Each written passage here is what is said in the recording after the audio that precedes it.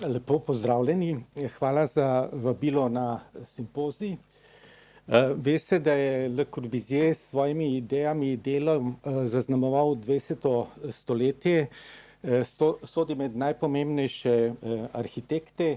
Njegova dela so tudi na UNESCO seznamu. Kot je bilo že rečeno, jaz sem bil v Parizu konec 80. let in ko sem prišel k Vladimirju Veličkoviču, ki je tudi arhitekt po izobrazbi, je najprej rekel, pet in si oglej dela Le Corbusierja, tukaj v bližini v Parizu so, in potem tudi Roberto Matta, ki je bil tam gostujoči profesor, je tudi arhitekt, drugače slikar iz Čila, je tudi rekel, pet si oglej dela Le Corbusierja in jaz moram reči, da mi je to, kar sem podoživljal v 80. letih, kako so bili slovenski arhitekti v Parizu, mi je bilo dobrodošlo pri teh študijah, ki jih z veseljem opravljam. Jaz bi vam danes rad prikazal en tak lok in sicer, kako so te ideje nekako vzklile, kako smo prišli leta 1939 do tako imenovane Epok Sloven v Le Corbusierjevem ateljeju, kako je bilo po vojni in seveda, kako je bilo z zatonom teh Le Corbusierjevih idej. Naša navezanost na francosko kulturo nekako bazira v ilirskih provincah. Takrat, ne vem, če veste, je bila tudi ustanovljena prva visokošolska inštitucija, nekakšna fakulteta za arhitekturo, ki pa ni nekako zaživela, ker so pol čez 4 leta prišli Avstrijci na oblast in so pač vzpostavili svoj režim in te stvari niso toliko znane. V Dravski Banovini, tako ko je bila fakulteta za arhitekturo ustanovljena, so se pojavili zaradi te navezave Srbija, Francija, francoski inštitut, bili so tako imenovani francoski krožki, Cercle Français, francoščina je bila prvi tuji jezik in tako so tudi študenti arhitekture na ustanovljenem oddelku za arhitekturo slišali za Le Corbusierja. Oni so pričakovali od Plečnika, da jih bo uvedel v to moderno, avantgardno arhitekturo, ki jo je nekako začel na Dunaju, vendar so bili razočarani in leta 1925 so šli sami na to veliko mednarodno razstavo v Pariz in Plečnik je rekel Tomažiču, svojemu asistentu, pripelji mi te ljudi nazaj takšne, ko so šli tja. To ne pomeni samo fizično, ampak tudi miselno, ne. Oni so si tam ogledali L'Esprit Nouveau, ta paviljon, drugače pa je prvi, ki je šel k Corbusierju, Miroslav Oražem. Takrat leta 1929 je bila tudi 120-letnica ilirskih provinc in je Plečnik postavil ta svoj steber. Danes je to Trg francoske revolucije. Veste, to je malo tako paradoksalno. Napoleonov steber na tem trgu, to pomeni, kot da bi rekel domobranski spomenik na Partizanskem trgu ali pa obratno, ne. Je tako ena čudna zadeva. Drugače pa leta 1931 sta Jože Mesar pa Ivo Spinčič izdala eno lepo knjigo, Stanovanje, in tam noter so bile prvič promovirane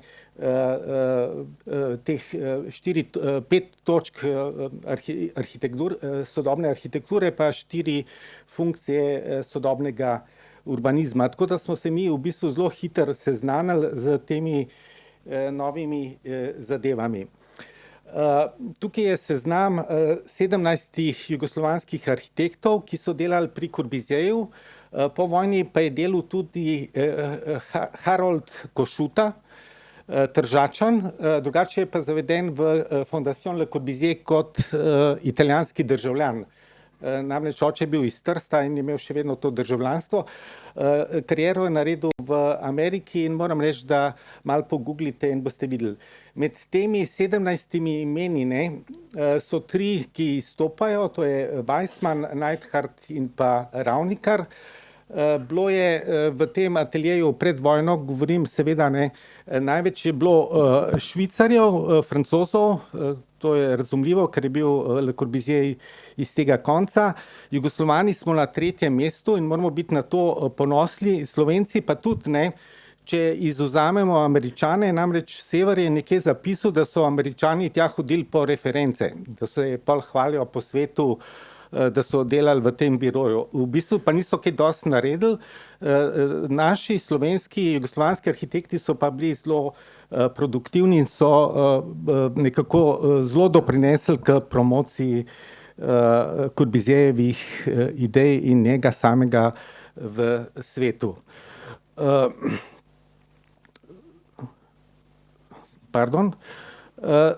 Plečnik do Corbusierja ni imel pozitivnega odnosa, njegove ideje je zavračal, rekel je, da je ta arhitektura suhoparna, brez duše, monotona in tako naprej, in tudi ni spodbujal študente, da so hodili tja, za razliko od Ivana Vurnika, ki je bil po tej nacionalni fazi nekako bolj usmerjen v funkcionalistično arhitekturo. Svoje študente je tudi popeljal leta 1931 v Berlin na razstavo gradnje mest, kar je bil velik uspeh. In tako bi rekel zdaj, ko letos praznujemo 140-letnico Vurnikovega rojstva, mislim, da bi bilo smiselno, da se njegova vloga in pomen v naši arhitekturni srednji tudi malo bolj poudarta. Jaz sem naredil zdaj tle eno tako shemo, kjer sem hotel pokazati na kompleksnost vseh teh relacij, odnosov ljudi v času, ki so se spreminjali. Ne vem, od Eda Michevca, ki se je nekako inspiriral pri Le Corbusierju, ampak v ospredje, kot rečeno, postavljam Weissmana, Neidhardta in Ravnikarja.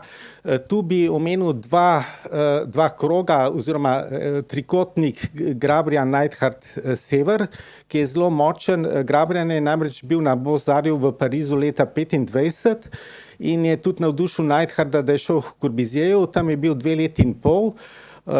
In tudi nekako privabil preko Grabriana Severja v ta biro in Sever je naredil blazen vtis in potem, ko si prišel v atelje, si lahko samo povedal, da si iz Plečnikovega seminarja in si bil brez kakšnega preizkušanja, kar je bilo za druge pravilo, sprejet in si lahko začel delati. Potem nadaljnji krog je pa povezan z Ravnikarjem oziroma odnos Stepina Ravnikar, pa tudi danski arhitekt Borg, ki so bili skupaj v Parizu.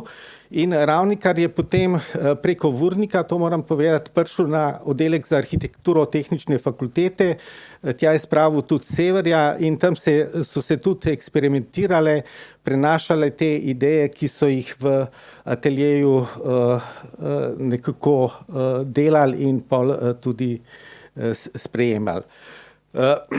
Poleg samega dela v ateljeju Le Corbusier je bil dostikrat odsoten. To pomeni, da so študenti imeli tudi kakšen čas, da si ogledujejo razstave, arhitekturo in podobne stvari. Tukaj pa želim jaz pokazati konkretno 2 vzora, in sicer projekt Maison Assec, Monte Assec, to je montažna hiša, ki jo je risal Krunič in pa tudi Tepina pri Corbusierju, in kasneje leta 50 je Ravnikar oziroma njegov študent Miloš Lapajne tudi delal neko podobno montažno hišo. Spodnji primer pa je razstava Ideal Home v Londonu iz obdobja, ko so delali te načrte 38-39. to sta tudi Krunič pa Tepina delala in ta naša famozna razstava Stanovanje za naše razmere, lahko vidimo, da so tle čisto konkretni primeri, vzori, kako je bila ta razstava v Londonu zamišljena. Namreč ta železna konstrukcija naj bi stala v enem velikem, v eni hali, v nekem odprtem prostoru in to ta isto misel so realizirali pri razstavi Stanovanje za naše razmere, kjer so bili nagrajeni projekti tudi v merilu 1:1 tam razstavljeni. Ravnikar je o Le Corbusierju marsikaj povedal v člankih, recimo Boštjan Vuga Razgledi, potem je en zelo dober članek Ivica Mlađenović, ima neka fiksna tačka, vendar sem zasledil v pismih, v gradivu in sicer korespondenci med Severjem in pa Grabjanom, da so tle obstajala neka pisma in v teh pismih je Ravnikar kritiziral Le Corbusierja, vendar teh pisem ni, ne. To namreč Sever piše, vrni mi torej ta pisma. Iz teh pisem pogovorov tudi zvemo, da je Corbusier hvalil risbo ljubljanske šole. Le Corbusierjeve ideje so se prav zaradi te naveze z Neidhardtom, Grabjanom in to, so se promovirale v 4 jugoslovanskih mestih. Prva razstava je bila v Sarajevu, potem Zagrebu, nato Ljubljani in pa na koncu v Beogradu. V muzeju imamo 4 fotografije, levi 2 sta iz Sarajeva, desni 2 pa iz Zagreba, tehnična fakulteta. Namreč na sredi je pa skica Josephine Baker, to je pa dobil Grabjan kot darilo za te razstave, ki jih je Neidhardu postavil. Vidimo, da so to preproste konstrukcije, bistveno slabše, kar je prej Nika pokazala, ne, arhitektura Jugoslavije, časopisni članki, fotografije, mogoče kakšna maketa, mogoče ta zadeva v Zagrebu nekako boljša, ker vidimo to cevasto pohištvo. Razstava v Ljubljani, ni nobenega posnetka, saj ne meni znanega. Bilo je tudi veliko objav v raznih časopisih in pa reviji Umetnost. Ta na sliki je delo, ta reportaža oziroma kritika Iva Špinčiča in o tej razstavi sta se tudi Plečnik in Ravnikar pogovarjala. Plečnik je bil rezerviran do te razstave, Ravnikarju pa je ugajal aerodrom pa regulacija Suška in tudi druge stvari. Zdaj, ko pogledamo, to je bila neka predvojna situacija, bila je tudi razstava v Beogradu, o kateri pa žal ni nobenega slikovnega gradiva, pa mislim, da je v časopisu Vreme bila ena krajša reportaža o tem dogajanju. Po drugi svetovni vojni smo slišali od Nike to dogajanje, povezano z razstavljanjem v Moderni galeriji in drugih krajih. Jaz bi tlele izpostavil prvo posvetovanje arhitektov v Dubrovniku. Tam so bili kar 4 arhitekti, ki so delali pri Corbusierju. Moram pa reči, da nekako preseneča odsotnost Neidharda. Vemo, da je bil Neidhard po vojni zaprt, ker je nekaj sodeloval z državo NDH med drugo svetovno vojno, pa tudi ta njegov nemški priimek ni bil najbolj simpatičen v tem povojnem obdobju. Weissmann je pa bil visoki uradnik pri Združenih narodih in ga tudi ni bilo v Jugoslaviji. Ravnikar si je na tem posvetovanju nekako utrdil to vodilno vlogo, seznanil se je s številnimi jugoslovanskimi arhitekti, ki so tam bili, vendar na koncu koncev Ravnikar nekako za to jugoslovansko arhitekturno sceno ni bil najbolj zadovoljen. To lahko vidimo tudi iz citata, ki je na naši razstavi zdaj v Muzeju za arhitekturo, kjer pravi, da je bistveno bolje, če bi se mi naslonili na Dance oziroma druge evropske narode. Namreč Ravnikar je doživel številna razočaranja pri številnih natečajih, pri katerih je sodeloval.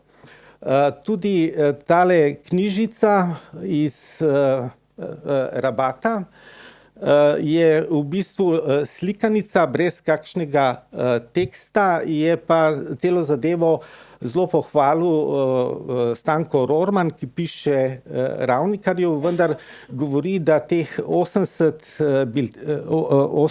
biltenov žal ni prispelo in bilo distribuiranih med publiko.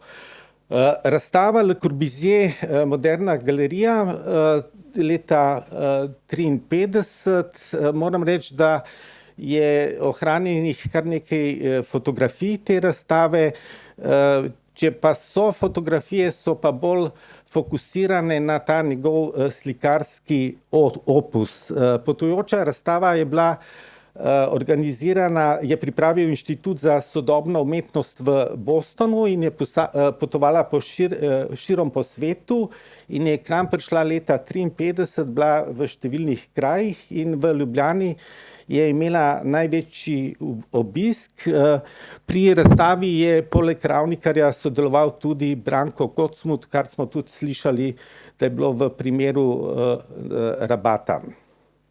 V tem članku Le Corbusier in mi pa piše France Ivanšek, da je velika nevarnost, da se te ideje Corbusierjeve, industrializacija, multiplikacija, modularni sistemi in tako naprej, da se to nekritično prenaša in da vse skupaj nekako vodi v neko krizo, če ne bo tle enega bolj, bi rekel, tehtnega razmisleka, kako te zadeve uporabljati. Tukaj zgoraj je tudi en listič, kjer je v bistvu seznam stvari, ki so bile na razstavi, pa tudi katalog v srbo-hrvaškem jeziku, ki je bil distribuiran v vseh teh jugoslovanskih mestih, kjer je bila razstava. Drago Šega je tudi povezan s to razstavo in sicer je bil takrat kulturni ataše na jugoslovanskem veleposlaništvu v Parizu, namreč razstava v Pariz ni prišla v taki obliki, kot je nekako štartala. Devetega kongresa CIAM Aix-en-Provence sta se udeležila France Ivanšek in pa bratstvo Mušič. Tam so bili vse ikone moderne arhitekture, Gropius, Le Corbusier, Max Bill, Sert in drugi.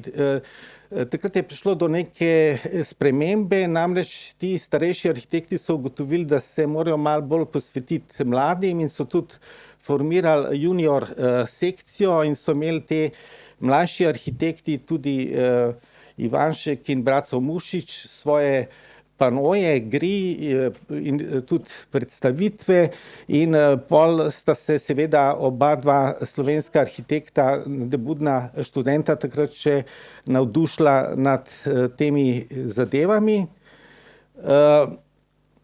In par let kasneje pa je prišlo do te, bi rekel, zelo zanimive, bi rekel, celovite predstavitve stanovanjskih razmer z neko akcijsko usmeritvijo, prisotnostjo politikov in tudi mednarodno prezenco županov, in sicer to v stavbi Palači Gradis, Ivan Matija Maček in pa Gospodarskem razstavišču, in v teh treh spodnjih nadstropjih so bile v bistvu ena izdelane natečajni projekti, ki so zmagali. Prvi je bil Trata, naredili so ga pa študenti Janez Lajovic, Mušič, Anton Pibernik, ki je, opozarjam, še živ, in pa Savin Sever, ki je že bil arhitekt. Tam se je promovirala frankfurtska kuhna, Center za napredek gospodinjstva je imel pomembno vlogo, Branka Tancik.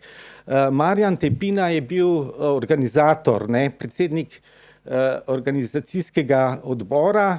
Edvard Ravnikar je bil član žirije, vendar vidimo, da je tle neverjetno veliko Ravnikarjevih študentov sodelovalo. In to se mi zdi tudi ključno za nadaljnji razvoj. 10. CIAM je bil že, je minil v neki slabi organizaciji. Od jugoslovanskih arhitektov te jugoslovanske sekcije CIAM je bil prisoten samo Drago Ibler, Weissmana ni bilo, tudi Neidharda, skratka, razen Braca Mušiča, ki je poročal o tej razstavi, je vse skupaj izvenelo kot nekakšen zaton tega CIAM gibanja, vendar je Mušič kljub vsemu vztrajal in videl tle neko priložnost, da bi se slovenski mladi arhitekti priključili, in par mesecev kasneje je napisal tekst, žal pa, da do te ustanovitve ljubljanske sekcije CIAM-a ni prišlo. Braco Mušič je spoznal na tem kongresu, je spoznal, samo trenutek, Jacqueline Tirvit, ki jo vidimo tlele pod številko 3, in preko Weissmana, ko je dobil štipendijo, Fordovo štipendijo za študij v Združenih državah Amerike, sta ga ona dva usmerila na Harvard